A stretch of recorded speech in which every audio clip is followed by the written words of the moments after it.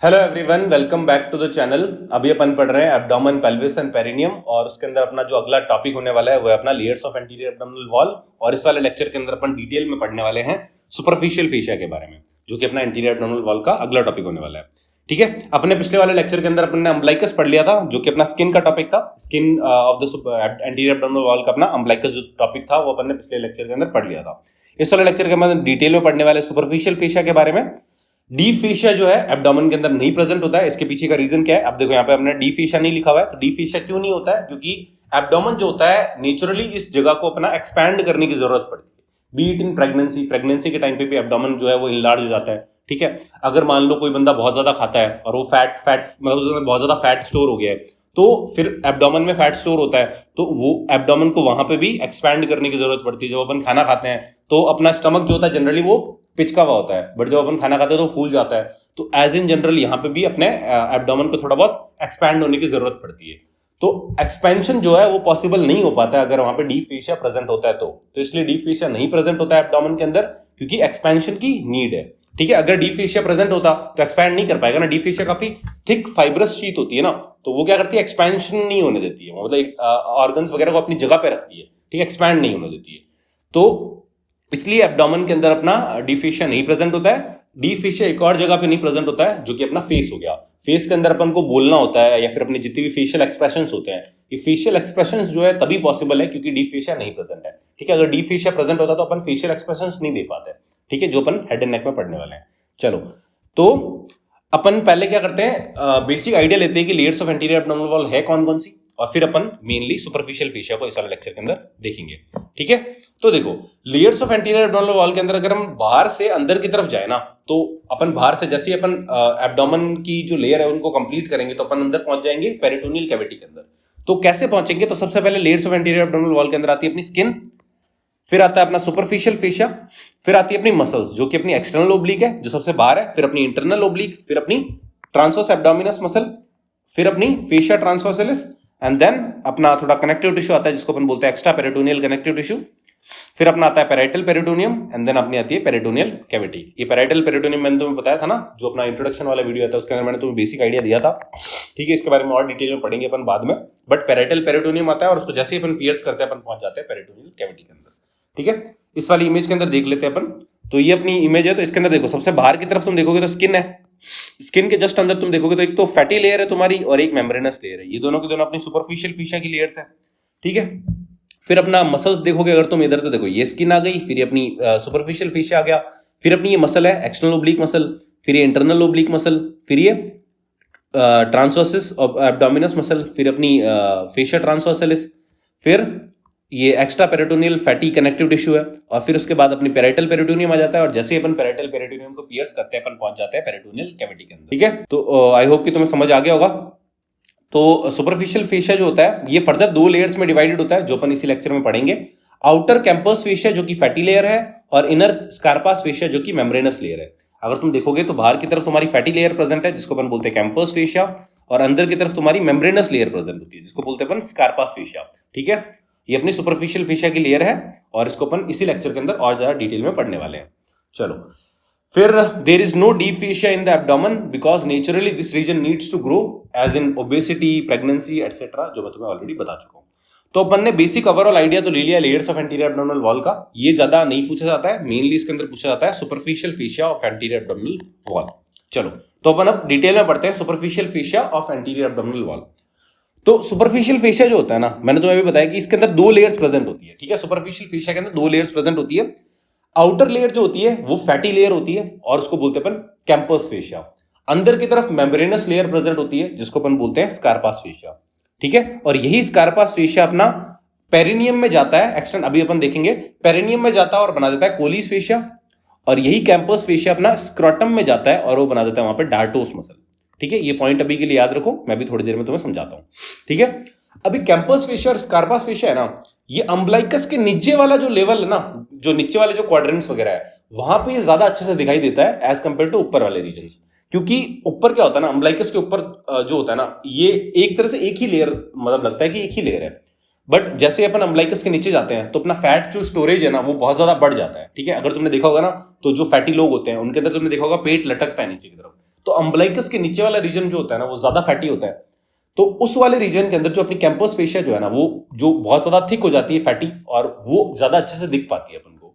तो इसलिए अपन बोलते हैं कि जो कैंपस फेशिया और स्कार्पस फेशिया है वो अम्बलाइकस के नीचे वाले लेवल के ऊपर ज्यादा अच्छे से डिफरेंशिएटेबल है, ठीक है, और ऊपर इतना ज्यादा डिफरेंशिएट नहीं कर पाते अपन को। तो they are distinguishable only below the umbilicus, above umbilicus it looks like a single layer only, ठीक है।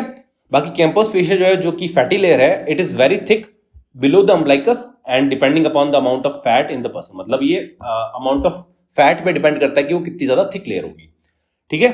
तो अपन ने अभी तक क्या देखा कि जो सुपरफिशियल लेयर है एब्डोमेन की, सुपरफिशियल फेशिया की जो लेयर है एब्डोमेन की, वो दो लेयर्स में डिवाइडेड है, बाहर की तरफ कैंपस फेशिया, अंदर की तरफ Scarpa's fascia. Camper's fascia fatty layer है और जो स्कार्पस फेशिया वो मेम्ब्रेनस लेयर है, और ये दोनों लेयर्स जो है वो ज्यादा अच्छे से अपन डिफरेंशिएट कर पाते हैं अम्बलाइकस के नीचे वाले लेवल पे, क्योंकि अम्बलाइकस के नीचे जो है वो फैट बहुत ज्यादा स्टोर होता है, ठीक है, और वो फैट जो है वो कैंपस फेशिया के अंदर स्टोर होता है। ये कैंपस फेशिया जो है वो स्क्रोटम में जाके डार्टोस मसल बनाती है, और जो स्कार्पस फेशिया है वो अपना पेरिनियम में जाके कोलिस फेशिया बनाता है, ठीक है। आई होप कि तुम्हें इतना समझ में आया होगा। अब अपन क्या करते हैं, इससे पहले मैं ना इस डायग्राम से पहले मैं तुम्हें एक और पॉइंट बता दूं जो मैं ऑलरेडी थोड़ा बहुत बता चुका हूं। देखो अपना ये जो स्कार्पस फेशिया होता है ना, ये अपना एब्डोमेन में तो होता ही होता है, पर ये साथ में अपना ना लोअर लिम्ब के अंदर भी एक्सटेंड करता है टिल द होल्डन्स लाइन, ठीक है। आई होप कि तुम्हें मैंने इंट्रोडक्शन वाले लेक्चर के अंदर बताया था होल्डन्स लाइन क्या होती है। ये देखो होल्डन्स लाइन क्या होती है, पहला पॉइंट अपना होल्डन्स लाइन क्या होती है। होल्डन्स लाइन होती है, देखो अपनी बॉडी के अंदर जो दो प्यूबिक ट्यूबरकल्स होते हैं ना, इन दोनों प्यूबिक ट्यूबरकल्स को अगर अपन कनेक्ट कर देना तो ये जो लाइन बन गई ना, इस लाइन को अपन बोलते हैं होल्डन्स लाइन। तो होल्डन्स लाइन क्या होती है, लाइन पासिंग फ्रॉम द और line connecting the two pubic tubercles, दोनों के दोनों प्यूबिक ट्यूबरकल्स को कनेक्ट करने वाली जो लाइन है उसको अपन बोलते हैं होल्डन्स लाइन। और ये होल्डन्स लाइन अगर तुम देखोगे तो ये लोअर लिम्ब के अंदर आ रही है, ठीक है। ये अपना देखो अपन को ये पता है कि देखो ये अपना डायफ्राम होता है यहाँ पे, और यहाँ पे अपना इंग्वाइनल लिगामेंट होता है दोनों तरफ ना। तो अपन को पता है कि डायफ्राम और इंग्वाइनल लिगामेंट के बीच में जितना भी अपना कैविटी है उसको बोलते हैं अपन एब्डोमिनल कैविटी, ठीक है। और जैसे ही अपन इंग्वाइनल लिगामेंट के नीचे आ जाते हैं तो अपना लोअर लिम्ब शुरू हो जाता है ना, ठीक है। मगर अगर तुम देखो तो अपना जो सुपरफिशियल फेशिया जो है ना, स्कार्पस फेशिया ऑफ द एब्डोमेन जो है वो अपना एब्डोमेन में तो होता ही होता है, ठीक है, बट साथ में वो अपना लोअर लिम्ब में भी एक्सटेंड करता है। कहां तक एक्सटेंड करता है, टिल द होल्डन्स लाइन। ये जो होल्डन्स लाइन है ना, इस होल्डन्स लाइन तक अपना स्कार्पस फेशिया जो है वो एक्सटेंड करता है लोअर लिम्ब के अंदर भी, ठीक है। और जैसे ही होल्डन्स लाइन पे आते हैं तो ये स्कार्पस फेशिया जो है वो मर्ज हो जाता है deep fascia of thigh, that is fascia lata के साथ, ठीक है। इंपॉर्टेंट है याद रखना कि सुपरफिशियल फेशिया है, ठीक है, सुपरफिशियल फेशिया ऑफ एब्डोमेन जो है वो मर्ज हो जाता है deep fascia, superficial fascia deep fascia के साथ मर्ज हो रहा है, ठीक है। तो सुपरफिशियल फेशिया ऑफ एब्डोमेन जो है स्कार्पस फेशिया वो मर्ज हो जाता है deep fascia of thigh, that is fascia lata के साथ। और ये कहां पे मर्ज होता है, होल्डन्स लाइन पे, ठीक है। तो यहां तक अपना होता है स्कार्पस फेशिया आता है, और यहां से अपना लोअर लिम्ब का डीप फेशिया शुरू होता है, और यहां पे आके ये मर जाते हैं, ठीक है। चलो तो ये अपना जो स्कार्पस फेशिया है, Scarpa's fascia also extends beyond the inguinal ligament into the lower limb till the Holden's line. Holden's line क्या होती है, it is line connecting both the pubic tubercles and at the Holden's line Scarpa's fascia जो है that is superficial fascia of abdomen, it merges with fascia lata जो कि है अपनी deep fascia of Thai, ठीक है। आई होप कि तुम्हें इतना समझ में आ गया होगा। अब अपन इस वाले डायग्राम पे आते हैं। तो देखो इस वाले डायग्राम के अंदर अपन ये क्या है, सजाइटल सेक्शन है अपना, मतलब एब्डोमेन का सजाइटल सेक्शन है, ठीक है। तो इसके अंदर अगर तुम देखो तो सबसे पहले अपनी बाहर की तरफ क्या होती है, स्किन प्रेजेंट होगी ना, तो अपन स्किन बना लेते हैं एक तरह से पूरी की पूरी। ये अपनी स्किन हो गई, ठीक है, ये अपनी एब्डोमेन की स्किन हो गई, ये अपनी पेनिस की स्किन हो गई, फिर ये अपना स्क्रोटम की स्किन हो गई, और फिर ये अपना पीछे पेरिनियम आ गया। पेरिनियम पीछे की तरफ प्रेजेंट होता है ना अपना, तो ये पेरिनियम आ गया, ठीक है। ये पूरी स्किन बना दी। फिर स्किन के जस्ट नीचे क्या होता है, अपना फेशिया होता है, और फेशिया के जस्ट पीछे तुम्हें क्या मिलेगी, मसल्स मिलेगी, जिसके बारे में अपन अगले वाले लेक्चर के अंदर डिटेल में पढ़ने वाली है मसल्स। तो मैंने क्या बनाया, सबसे पहले स्किन बनाई पूरी की पूरी, स्किन के जस्ट नीचे अपना फेशिया बनाना, तो फेशिया अपन बाद में देखते हैं। उसके जस्ट नीचे अपन बना दिया यहाँ पे एब्डोमिनल मसल्स, और ये प्यूबिक सिम्फाइसिस बना दिया, ठीक है, लैंडमार्क ऐसा। तो ये अपना हो गया पूरा का पूरा। अब स्किन और इन एब्डोमिनल मसल्स के बीच में अपना प्रेजेंट होता है क्या, फेशिया। अब फेशिया मैंने तुम्हें बताया क्या, अम्बलाइकस के ऊपर ये फेशिया जो है वो वेल डिफरेंशिएटेड नहीं होता है into the Colles and Scarpa's fascia, but umbilicus के नीचे जो है ये वेल डिफरेंशिएटेड होता है into the Scarpa's fascia and Camper's fascia. तो देखो सबसे पहले ये अपना स्कार्पस फेशिया जो कि एब्डोमेन के अंदर है, और यही स्कार्पस फेशिया जैसे ही ये पेनिस के अंदर एंटर करता है ये बन जाता है अपना सुपरफिशियल फेशिया ऑफ पेनिस। ठीक है, मतलब कि स्कारपास फेशिया मर्ज हो जाता है to the superficial fascia of the penis, और फिर जैसे ही पेनिस का फेशिया बनाता है फिर उसके बाद ये एंटर कर जाता है अपना स्क्रोटम के अंदर, और स्क्रोटम के अंदर बना देता है ये डार्टोस मसल। ठीक है, और ये डार्टोस मसल फिर पेरिनियम के अंदर एक्सटेंड कर जाता है to form the Colles fascia, और ये कूलीज फेशिया फिर अपना मर्ज जाता है पेरिनियल मेम्ब्रेन के साथ, और ये perineal membrane at the end merge हो जाता है या फिर एंड हो जाता है एट द यूरोजेनिटल डायफ्राम। तो ये यूरोजेनिटल डायफ्राम, पेरिनियल मेम्ब्रेन, ठीक है, ये सब अपन और ज्यादा डिटेल में पढ़ेंगे पेरिनियम वाले लेक्चर के अंदर, जब अपन पेरिनियम पढ़ेंगे तब। बट फिलहाल तुम्हें ये समझना है कि स्कारपास फेशिया जो है वो अपना एब्डोमेन के अंदर रहता है, फिर एब्डोमेन के बाद ये अपना पेनिस का सुपरफिशियल फेशिया बनाता है, और फिर उसके बाद ये डार्टोस मसल बनाते हैं। तो डार्टोस मसल के अंदर मेन जो कंट्रीब्यूशन रहता है ना वो अपना कैंपस फेशिया का रहता है।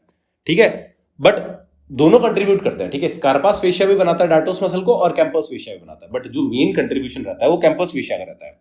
ठीक है, तो ये डार्टोस मसल बनाई कैंपस फेशिया ने मेनली, फिर उसके बाद ये डार्टोस मसल एक्सटेंड कर जाती है as a Colles fascia in the perineum, और ये कूलीज फेशिया के अंदर जो मेन कंट्रीब्यूशन रहता है वो अपना स्कारपास फेशिया का रहता है। मतलब ये समझो कि डार्टोस मसल जो है उसके अंदर मेन कंट्रीब्यूशन रह रहा है कैंपस फेशिया का, मगर कूलीज फेशिया के अंदर मेन कंट्रीब्यूशन रहता है अपना स्कारपास फेशिया का। ठीक है, फिर एक कूलीज फेशिया जो है वो मर्ज जाता है विद द पेरिनियल मेम्ब्रेन, और ये पेरिनियल मेम्ब्रेन एंड हो जाती है एट द यूरोजेनिटल डायफ्राम। इनके बारे में अपन ज्यादा डिटेल में पढ़ेंगे पेरिनियम के अंदर। और अगर तुम देखो तो ये कूलीज फेशिया जो है ना और ये पेरिनियल मेम्ब्रेन, ये जहां मर्ज हो रहे हैं ना, तो इसके अंदर की तरफ यहाँ पे एक पाउच बन जाता है, और इस पाउच को बोलते हैं अपन सुपरफिशियल पेरिनियल पाउच, और सुपरफिशियल पेरिनियल पाउच चाहिए। और अगर इस दोनों इस फेशिया के पीछे की तरफ तुम देखोगे तो यहाँ पे तुम्हें एक फोसा दिखाई देता है जिसको अपन बोलते हैं इश्योरेक्टल फोसा। ये सुपरफिशियल पेरिनियल पाउच और ये इश्योरेक्टल फोसा, इन दोनों के बारे में अपन और ज्यादा डिटेल में पढ़ेंगे पेरिनियम के अंदर, तो तब अपन ज्यादा डिटेल में पढ़ेंगे। फिलहाल तुम ये समझो कि इस सुपरफिशियल पेरिनियल पाउच और इस इश्योरेक्टल फोसा को जो इनका जो कनेक्शन है ना, उस कनेक्शन को मतलब या फिर इन दोनों को सेपरेट करता है अपना दिस कूलीज फेशिया और पेरिनियल मेम्ब्रेन। ठीक है, अगर मान लो कूलीज फेशिया और पेरिनियल मेम्ब्रेन का मर्जन नहीं हो पाया, मतलब मर्ज नहीं हो रही है, तो क्या होगा, ये दोनों के दोनों आपस में कनेक्ट कर जाएंगे। ठीक है, तो मैं ये कहना चाह रहा हूं कि कूलीज फेशिया जो है और ये अपनी पेरिनियल मेम्ब्रेन जो है ये अपना सेपरेट करते हैं सुपरफिशियल पेरिनियल पाउच को फ्रॉम द इश्योरेक्टल फोसा। ठीक है, और इन दोनों के बारे में अपन ज्यादा डिटेल में पढ़ेंगे पेरिनियम के अंदर। चलो, अब एक चीज ये है कि अपन ने यहाँ पे देखा कि ये तो अपना स्कारपास फेशिया के बारे में अपन ने बात की। स्कारपास फेशिया के जस्ट आगे तुम्हें ये येलो कलर का मैंने जो फैटी लेयर बनाई है ना, इसको बोलते हैं अपन कैंपस फेशिया। और ये कैंपस फेशिया जो होता है पेनिस में एब्सेंट होता है, मतलब फैट जो होता है पेनिस के अंदर एब्सेंट होता है। ठीक है, तो पेनिस के अंदर फैट नहीं प्रेजेंट होता है, तो campus fascia is absent in penis. दूसरी बात ये कि अपन ने देखा कि पूरे के पूरे एब्डोमेन के अंदर अपना डी फेशिया नहीं प्रेजेंट होता। ठीक है, मगर पेनिस के अंदर डी फेशिया प्रेजेंट होता है और उसको बोलते हैं अपन बक्स फेशिया। ठीक है, तो penis also has deep fascia and it's called Buck's fascia. ठीक है, तो आई होप कि तुम्हें ये समझ में आ गया होगा। एक बार अपन पूरा का पूरा रिवाइज कर लेते हैं। तो देखो, ये अपना कैंपस फेशिया येलो कलर का, और ये है अपना जो ब्लू कलर का मैंने बना रखा है ये अपना स्कारपास फेशिया। स्कारपास फेशिया जो है वो अपना मर्ज हो जाता है सुपरफिशियल फेशिया ऑफ पेनिस के साथ। ठीक है, पेनिस के अंदर डीप फेशिया भी होता है जिसको अपन बोलते हैं बक्स फेशिया, जो कि अपना एब्डोमेन में नहीं प्रेजेंट होता है। फिर ये स्कारपास फेशिया जो मर्ज हुआ था पेनिस के फेशिया के साथ, वो अपना आगे जाके ये स्क्रोटम में डार्टोस मसल बना देता है। डार्टोस मसल के अंदर जो मेन कंट्रीब्यूशन है वो अपना कैंपस फेशिया का है, स्कारपास फेशिया का कम कंट्रीब्यूशन है। फिर डार्टोस मसल जो है वो आगे एक्सटेंड कर जाती है into the perineum as Colles fascia, और कूलीज फेशिया के अंदर जो अपना मेन कंट्रीब्यूशन है वो अपना स्कारपास फेशिया का है। फिर ये कूलीज फेशिया जो है वो आगे जाके अपना पेरिनियल मेम्ब्रेन के साथ मर्ज जाता है, और ये पेरिनियल मेम्ब्रेन एंड हो जाता है एट द यूरोजेनिटल डायफ्राम, या फिर मर्ज जाता है विद द यूरोजेनिटल डायफ्राम। ठीक है, अब ये जो अपना कूलीज फेशिया और जो पेरिनियल मेम्ब्रेन है ये सेपरेट करते हैं अपना सुपरफिशियल पेरिनियल पाउच को इश्योरेक्टल फोसा के साथ। ठीक है, जिसके बारे में अपन और डिटेल में पढ़ेंगे पेरिनियम के अंदर। ठीक है, तो सुपरफिशियल पेरिनियल पाउच जो है is closed posteriorly by the fusion of Cooley's fascia and the perineal membrane, and thus it cannot communicate with the ischiorectal fossa. ठीक है, तो आई होप कि तुम्हें पूरा समझ में आ गया होगा कंटिन्यूटी के अंदर, कि कंटिन्यूटी के अंदर कैसे स्कारपास फेशिया था, फिर ये अपना सुपरफिशियल फेशिया ऑफ पेनिस बनाता है, फिर ये अपना डार्टोस मसल आई, फिर ये अपनी कूलीज फेशिया आया, फिर ये अपनी पेरिनियल मेम्ब्रेन आया, फिर ये अपना यूरोजेनिटल डायफ्राम आया। तो इसको तुम कंटिन्यूटी में याद रखो और तुम्हें यही डायग्राम एग्जाम के अंदर बनाना है। ठीक है, तो मोर देन इनफ है तुम्हारा। फिर अपन लास्ट में पढ़ लेते हैं blood supply of the end lymphatic drainage of the anterior abdominal wall, और यहीं पे अपन ज्यादा अच्छे से समझेंगे क्या, वाटरशेड एरिया को। मैंने पिछले लेक्चर के अंदर तुम्हें बताया था थोड़ा बहुत कि अम्बलाइकस के अंदर अपन ये इस वाले लेयर को इस वाली लाइन को अपन बोलते हैं वाटरशेड लाइन या फिर वाटरशेड एरिया। ठीक है, अब ये अम्बलाइकस जो है ना, इसके लेवल पे अपन इसको वाटरशेड लाइन या वाटरशेड एरिया क्यों बोलते हैं, इसके पीछे का रीजन क्या है ना, कि अम्बलाइकस के लेवल के ऊपर तुम जितना भी देखोगे ना, तो blood supply B it arterial supply, Venus drainage या फिर लिम्फेटिक ड्रेनेज देखोगे, नर्व सप्लाई देखोगे, ये सब का सब ऊपर के रीजन का कंप्लीटली अलग है और इस लाइन के नीचे के रीजन का कंप्लीटली अलग है। और ये दोनों आपस में क्या है ना, मतलब मर्ज नहीं होते हैं, मतलब कि यहाँ का लिम्फ यहाँ नहीं ड्रेन होगा, यहाँ का ब्लड सप्लाई यहाँ नहीं आएगी, समझ रहे हो। तो ये जो ब्लड सप्लाई और ये जो लिम्फेटिक ड्रेनेज वगैरह ना, ये कंप्लीटली अलग है ऊपर के रीजन का और नीचे के रीजन का। इसलिए अपन इस वाली लाइन को बोलते हैं वाटरशेड लाइन या वाटरशेड एरिया बोलते हैं ओवरऑल अम्बलाइकस को, ठीक है। चलो, तो ये तो मैंने बता दिया वाटरशेड एरिया क्या होता है। अब अपन क्या करते हैं, ब्लड सप्लाई, लिम्फेटिक ड्रेनेज वगैरह देख लेते हैं, कौन कौन सी आर्टरी से, कौन कौन सी वेन्स के द्वारा हो रहा है। चलो, तो अपन सबसे पहले यहाँ पे ज़िफॉइड प्रोसेस बनाते हैं, फिर ये सब कोस्टल मार्जिन हो गई अपनी, नीचे की तरफ अपना ASIS और ये अपना बना देते हैं अपन इंग्वाइनल लिगामेंट बना देते हैं, और एक तरह से अपना पूरा का पूरा ओवरऑल रफ बन गया एब्डोमेन, ठीक है। तो इसी के बीच में एब्डोमेन एक्सटेंड करता है ना। चलो, तो अब अपन देखते हैं कि पहले अपन आर्टीरियल सप्लाई देखेंगे कि आर्टीरियल सप्लाई क्या कर रहा है, फिर अपना देखेंगे वीनस ड्रेनेज और फिर अपन लास्ट में देखेंगे लिम्फेटिक ड्रेनेज। बट अपन को ये पता होना चाहिए कि मतलब कंटिन्यूटी पता होनी बहुत जरूरी है। देखो, अपन अगर ब्लड सप्लाई पढ़ रहे हैं ना, तो अगर अपन को ये पता है ना कि ब्लड सप्लाई पूरा हार्ट तक, अपन को क्या करना है कि जो भी ब्लड सप्लाई है ना या फिर वीनस ड्रेनेज है ना, जब भी अपन ये पढ़ते हैं ना, तो अपन को कोशिश करनी है कि इसको पूरा का पूरा ट्रेस बैक करें अपन हार्ट तक। अगर अपन को ऐसे पता होगा ना कि ये ब्लड कैसे आ रहा है हार्ट से और कैसे वापस हार्ट तक जा रहा है, तो अपन को काफी ना एक कॉन्सेप्चुअल अंडरस्टैंडिंग होती है। जब अपन अगला कोई दूसरा टॉपिक भी पढ़ेंगे ना, तब भी अपन को पता होगा कि ये जैसे इंटरनल थोरेसिक आर्टरी है, वो कहाँ से आ रही है, वो किसकी ब्रांच है, और इंटरनल थोरेसिक आर्टरी के अंदर ब्लड कहाँ से आ रहा है, फिर वो हार्ट से किस तरीके से लिंक्ड है, वो सब अपन को पता होना चाहिए। और ये चीज अपन को ना काफी ज्यादा अच्छे से याद करने में भी हेल्प करती है, ठीक है, टॉपिक्स को। चलो, तो अपन पहले देख लेते हैं कि ब्लड सप्लाई कर कौन रहा है। तो देखो, पहले अपन ऊपर का देखते हैं कि आर्टीरियल सप्लाई कौन कर रहा है। तो देखो, अगर आर्टीरियल सप्लाई की बात करते हैं तो अपन इंटरनल थोरेसिक आर्टरी जो है वो आती है ऊपर की तरफ से, और वो अपनी लास्ट उसकी जो टर्मिनल ब्रांचेस होती है ना, मतलब इंटरनल थोरेसिक आर्टरी अपन डिटेल में पढ़ चुके हैं थोरैक्स के अंदर। तो जब इंटरनल थोरेसिक आर्टरी एंड होती है ना, तो वो एंड होती है into the musculophrenic artery and superior epigastric artery, ठीक है। तो ये जो सुपीरियर एपिगैस्ट्रिक आर्टरी है ना, वो मेनली सप्लाई करती है अपन अपनी upper part of the abdomen को, मतलब upper part of the umbilicus के ऊपर वाला जो पार्ट है एब्डोमेन का, उसको, ठीक है, एब्डोमिनल वॉल का। चलो, तो ये अपनी होगी सुपीरियर एपिगैस्ट्रिक आर्टरी जो कि सप्लाई कर रही है। अब आई होप कि तुम्हें ऑलरेडी पता होगा कि इंटरनल थोरेसिक आर्टरी कहां से आ रही है। इंटरनल थोरेसिक आर्टरी अपनी ब्रांच है सबक्लेवियन आर्टरी की, सबक्लेवियन आर्टरी की ब्रांच है। एक बार मैं तुम्हें क्या करता हूँ ना, हार्ट से पूरा का पूरा रिवाइज ही करा देता हूँ ना, ताकि तुम्हें ज्यादा अच्छे से अंडरस्टैंड हो। तो देखो, ये लेट्स से कि अपना ये हार्ट है, ठीक है। इस हार्ट के अंदर ये अपनी आर्च ऑफ ऑर्टा है। इस आर्च ऑफ ऑर्टा से अपनी 3 ब्रांचेस निकलती है, अपन को पता है, ऑलरेडी अपन थोरैक्स में पढ़ चुके हैं बहुत ज्यादा डिटेल में, ठीक है। ये सब इंपॉर्टेंट है वैसे। चलो, तो ये अपनी है ब्रेकियोसेफेलिक आर्टरी या फिर ब्रेकियोसेफेलिक ट्रंक, इसको बोलते हैं अपन लेफ्ट कॉमन कैरोटिड आर्टरी, और इसको बोलते हैं अपन लेफ्ट सबक्लेवियन आर्टरी, ठीक है। तो left subclavian artery, left common carotid artery and brachiocephalic trunk. अब ब्रेकियोसेफेलिक ट्रंक जो है वो फर्दर 2 में डिवाइड हो जाता है आगे जाके, ठीक है। यहाँ पे क्या था, लेफ्ट कॉमन कैरोटिड था, तो ये हो जाता है राइट कॉमन कैरोटिड। यहाँ पे क्या था, लेफ्ट सबक्लेवियन था, तो ये बन जाता है अपना राइट सबक्लेवियन, ठीक है। तो ये अपनी राइट सबक्लेवियन हो गई। अब सबक्लेवियन से निकलती है अपनी डायरेक्ट इंटरनल थोरेसिक आर्टरी, और इस सबक्लेवियन आगे जाके बन जाती है क्या, एक्सिलरी आर्टरी, ठीक है। तो ये सबक्लेवियन आर्टरी है, सबक्लेवियन आर्टरी आगे जाके बन जाती है एक्सिलरी आर्टरी, और इस सबक्लेवियन आर्टरी से निकलती है अपनी इंटरनल थोरेसिक आर्टरी। तो ये जो अपन इंटरनल थोरेसिक आर्टरी देख रहे हैं ना, ये इंटरनल थोरेसिक आर्टरी आ कहां से रही है, सबक्लेवियन आर्टरी के फर्स्ट पार्ट से निकलती है अपनी इंटरनल थोरेसिक आर्टरी, और ये इंटरनल थोरेसिक आर्टरी लास्ट में एंड हो जाती है to form the musculophrenic artery and अपनी सुपीरियर एपिगैस्ट्रिक आर्टरी। और ये सुपीरियर एपिगैस्ट्रिक आर्टरी है जो कि अपनी सप्लाई कर रही है मतलब अम्बलाइकस के ऊपर वाले रीजन को, ठीक है। तो आई होप कि तुम्हें इतना तो समझ में आया होगा। फिर अपन देख लेते हैं नीचे वाला जो पार्ट है, नीचे वाले पार्ट की ब्लड सप्लाई कहां से आ रही है। तो उसके अंदर देखो, ये जो आर्च ऑफ ऑर्टा है ना, वो नीचे जाता है अपना, और ये आर्च ऑफ ऑर्टा नीचे जाके अपना क्या बना देता है, ऑर्टा बना देता है, और ये ऑर्टा लास्ट में एंड होता है to form the 2 common iliac arteries, ठीक है। और ये कॉमन आइलिक आर्टरी फिर फर्दर डिवाइड होती है to form the internal iliac artery and external iliac artery, ठीक है। और ये एक्सटर्नल आइलिक आर्टरी ही है जो कि अपना जैसे इंग्वाइनल लिगामेंट को क्रॉस कर जाता है, उसका नाम बदल जाता है और उसको बोलते हैं फीमोरल आर्टरी। तो ये सब मैं तुम्हें लोअर लिम्ब में बहुत ज्यादा डिटेल में पढ़ा चुका हूं ऑलरेडी, बट मैं तुम्हारा यहाँ पे एक तरह से रिवीजन करा रहा हूँ, ठीक है। ये सब तुम जितना भी मैं बता रहा हूँ ना, या तो ये तुमने थोरैक्स में पढ़ लिया, या फिर अपर लिम्ब में पढ़ लिया, या फिर लोअर लिम्ब में ऑलरेडी पढ़ चुके हो तुम, ठीक है। एक बार रिवाइज करा रहा हूँ मैं तुम्हारा। तो ऊपर का तो देख लिया अपन ने कि इंटरनल थोरेसिक आर्टरी आई, वो डिवाइड हुई अपनी 2 में लास्ट में, ठीक है, जिसमें से अपनी जो सुपीरियर एपिगैस्ट्रिक आर्टरी है उसने सप्लाई कर दिया, ठीक है। और ऊपर वाले पार्ट के अंदर अपना पोस्टीरियर इंटरकोस्टल आर्टरीज जो है ना, वो भी अपना डायरेक्ट सप्लाई करती है, जो कि अपन थोरैक्स में पढ़ चुके हैं। पोस्टीरियर इंटरकोस्टल आर्टरीज जो है वो डायरेक्टली आती है और अपने एब्डोमेन को सप्लाई करती है, और ये posterior intercostal arteries direct branch होती है ऑर्टा की, मतलब ये डायरेक्ट अपनी ऑर्टा से ही निकलती है, ठीक है। अब नीचे का देख लेते हैं अपन। तो नीचे का जो पार्ट है अपना, तो नीचे के अंदर क्या होता है अपना, मैंने तुम्हें भी बताया कि अपनी ये होती है external iliac artery. External iliac artery जैसे ही अपनी इंग्वाइनल लिगामेंट को क्रॉस कर जाती है उसका नाम बदल जाता है और उसको बोलते हैं अपन फीमोरल आर्टरी। ठीक है, एक्सटर्नल इलियक आर्टरी से एक ब्रांच निकलती है जिसको अपन बोलते हैं क्या, इंफीरियर एपिगैस्ट्रिक आर्टरी। ठीक है, जो कि सप्लाई कर रही है अपनी अम्बलाइकस के नीचे वाले रीजन को।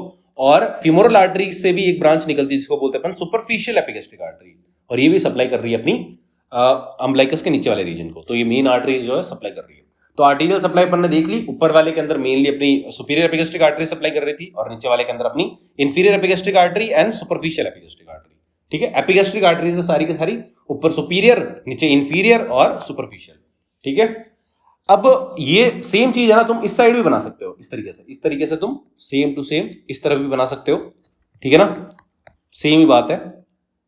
ठीक है, अगर मैंने क्या है ना कि एक ही डायग्राम के अंदर तुम्हें वीनस ड्रेनेज, ब्लड सप्लाई और लिम्फेटिक ड्रेनेज तीनों बता दिया। अगर तुम चाहो तो एग्जाम में तुम अलग अलग डायग्राम भी बना सकते हो अगर तुम्हें ज्यादा पेज भरने हो तो, बट अगर टाइम कम होता है वैसे एग्जाम में तो तुम एक ही डायग्राम के अंदर तीनों की तीनों शो कर दोगे तो भी पूरे नंबर मिल जाएंगे तुमको। ठीक है, तो अपन ने आर्टीरियल सप्लाई देख ली, अब अपन देखते हैं वीनस ड्रेनेज और अपना लिम्फेटिक ड्रेनेज। तो वीनस ड्रेनेज का सिंपल है, जिस तरीके से मैंने तुम्हें बताया था ना कि एक्सिलरी आर्टरी थी अपनी, उसके जस्ट कॉरस्पॉन्डिंग चलती है अपनी एक्सिलरी वेन, और इस एक्सिलरी वेन के अंदर ये अपना पूरा का पूरा मतलब वीनस ड्रेनेज होता है अपर पार्ट का। तो अपर पार्ट का जो लेटरल थोरेसिक वेन होती है ना, ये लेटरल थोरेसिक वेन जाती है और ये ड्रेन हो जाती है अपनी एक्सिलरी वेन के अंदर, और इसी तरीके से अपना हो जाता है पूरा का पूरा वीनस ड्रेनेज इसका।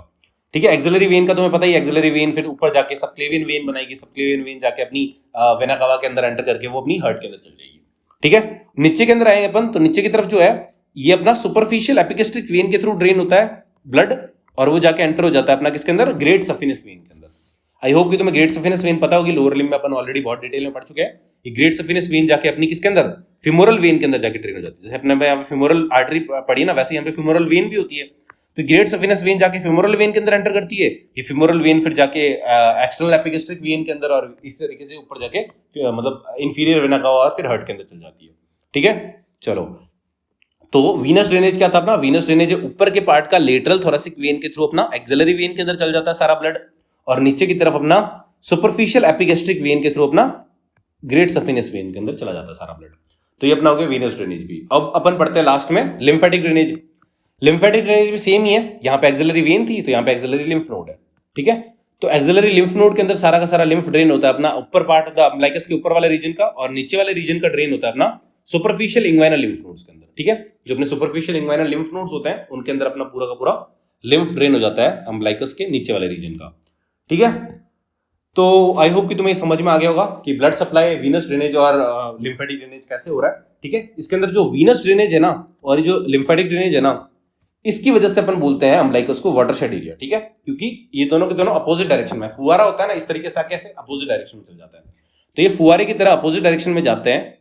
ठीक है, इसलिए इसको अपन वाटरशेड एरिया बोलते हैं। ये भी तुम्हें समझ में आ गया होगा। बाकी इसको तुम एक बार और रिवाइज कर लोगे तो तुम्हें ज्यादा अच्छे से समझ में आ जाएगा। मेन तो तुम्हें इतना ही याद रखना है, बट अगर तुम्हें कंटिन्यूटी पूरी याद रहती है ना कि ब्लड कैसे आ रहा है और ब्लड कैसे जा रहा है, तो तुम्हें आगे फ्यूचर में काफी ज्यादा हेल्प करेगा टॉपिक्स को ज्यादा अच्छे से अंडरस्टैंड करने के अंदर। ठीक है, तो आई होप कि तुम्हें ये समझ में आ गया होगा।